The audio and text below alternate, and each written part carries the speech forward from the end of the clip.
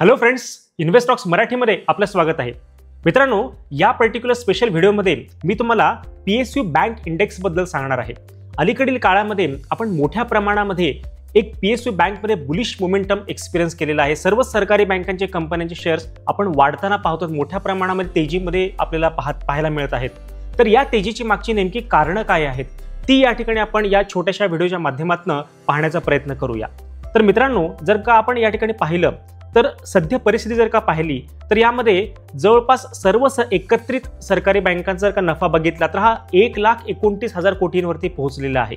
Year on year बेसिसवरती जर का बघायला गेलं तर 31.3% वाढ आपल्याला या ठिकाणी झालेली दिसते. PSU बँक इंडेक्स त्यामुळं जवळपास 24% जास्त आपल्याला वधारलेला दिसतोय आणि मागील 5 वर्षांचा जर का CAGR बघितला तर जवळपास 36% आपल्याला पोहोचलेला दिसतोय. आणि चालू आर्थिक वर्षाचं जे काही प्रॉफिट टार्गेट या ठिकाणी एक्सपेक्ट करून चाललेलं आहे इंडस्ट्रीमध्ये ते जवळपास 1.5 लाख कोटींचं आहे. त्यामुळे एवढ्या प्रचंड मोठ्या प्रमाणामध्ये एक पॉझिटिव्ह सेंटिमेंट किंवा पॉझिटिव्ह होप आपण PSU बँक इंडेक्समध्ये पाहतो आहोत. तर याची मागची आणखी जर का काही कारणं पाहायला गेली तर प्रामुख्याने आपल्याला या ठिकाणी NPAचा उल्लेख करावा लागेल. NPA मध्ये मोठ्या प्रमाणामध्ये रिडक्शन झालेलं आहे.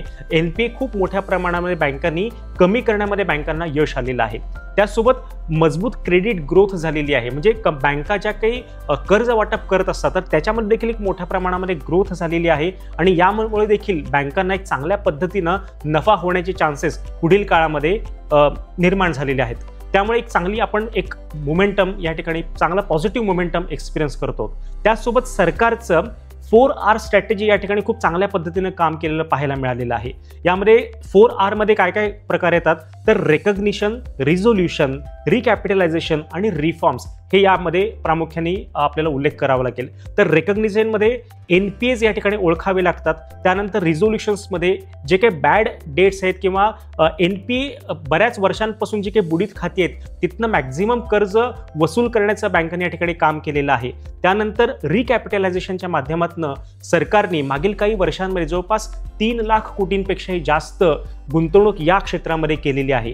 त्यासोबत रिफॉर्म्समध्ये आपल्याला खूप मोठ्या प्रमाणामध्ये डिजिटलायझेशन झालेलं दिसतंय. मोठ्या प्रमाणामध्ये डिजिटल प्लॅटफॉर्म्स आपल्याला काम करताना दिसत आहेत. त्यामुळे ही एक ओव्हरऑल सध्याची जी काही तेजी आहे त्याच्यामागे एक प्रॉपर स्ट्रॉंग रिझन आहे, फंडामेंटल रिझन आहे. त्यामुळे आपण या ठिकाणी मोठ्या प्रमाणामध्ये तेजी अनुभवतो आहोत.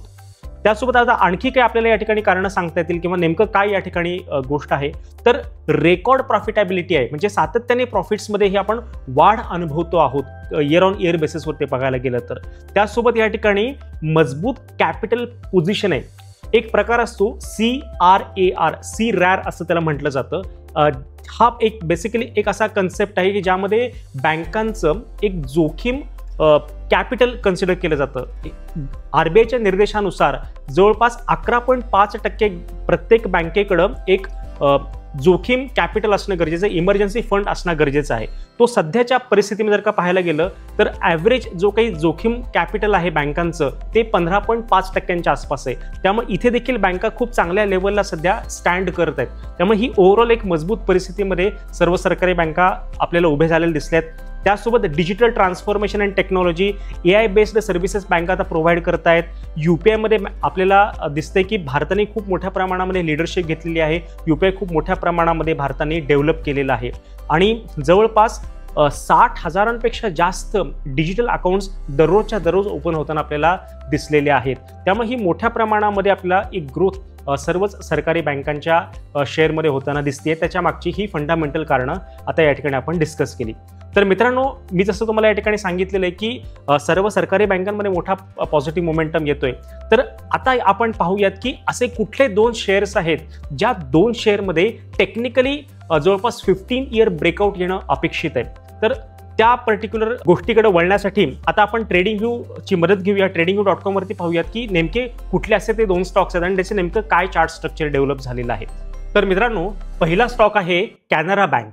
आता जर का आपण कॅनरा बँकेचा हा चार्ट जर का नीट पाहिला तर या ठिकाणी आपल्याला काय लक्षात येते, साधारणपणे 2008-2009 मध्ये कॅनरा बँकेने एक लाईफ टाईम हाय केला होता आणि त्या पॉईंटपासून कॅनरा बँक कंटिन्युअसली या ठिकाणी आपल्याला एक अंडर परफॉर्मिंग काउंटर हे दिसलेलं आहे. एक मोठ्या प्रमाणामध्ये डाऊनसाईड मोमेंटम किंवा एक साईडवेज झोनमध्ये नंतर डाऊन ट्रेंड टू साईडवेज झोनमध्ये कॅनरा बँक आपल्याला गेलेला दिसतोय. त्यानंतर अलीकडच्या काळामध्ये जर का बघितलं तर मागील काही महिन्यांमध्ये एक चांगला बुलिश मोमेंटम आलेला आहे आणि या पर्टिक्युलर साधारणपणे 130-140 रुपयाची जी काही लेवल आहे त्या लेवल आता एक डिसायसिव्हली ब्रेकआउट या ठिकाणी कॅनरा बँकेने आपल्याला दिलेला दिसतोय. त्यामुळे येणाऱ्या काळामध्ये याच्यामध्ये देखील एक चांगला ग्रोथ होऊ शकतो. एक मोठा हा या ठिकाणी पॅटर्न आपल्याला एक राउंडिंग बॉटम पॅटर्न आपल्याला व्हिजिबल झालेला आहे. जवळपास 15 इयर ब्रेकआउट या कॅनरा बँकेच्या स्टॉकमध्ये आपल्याला येताना दिसतो आहे. त्यासोबत आणखी एक काउंटर आहे ज्याचं नाव आहे महाराष्ट्र बँक. जर का आपण महाराष्ट्र बँकेचा हा काउंटर जर का बघितलं तर यामध्ये देखील आपल्या चांगल्या पद्धतीनं एक चार्ट स्ट्रक्चर इथं डेव्हलप झालेलं दिसतंय.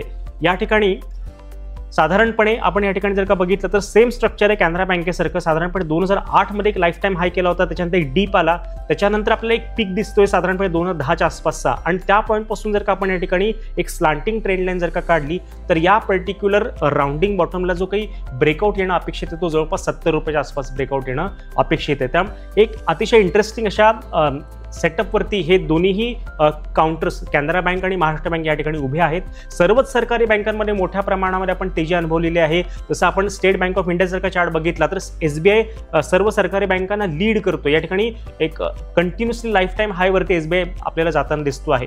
तर या ठिकाणी तुम्ही देखील या पर्टिक्युलर काउंटर्सचा विचार करा, या पर्टिक्युलर सेटअपचा तुम्ही अभ्यास करू शकता आणि समजा तुम्हाला सरकारी बँकांमध्ये जर का काही तुम्हाला गुंतवणुकीचे कुठले विचार करायचे असतील तर तुम्ही PSU बँक बीज मध्ये देखील गुंतवणूक करू शकता. SIPच्या माध्यमातून देखील तुम्ही गुंतवणुकीचा विचार जरूर करू शकता.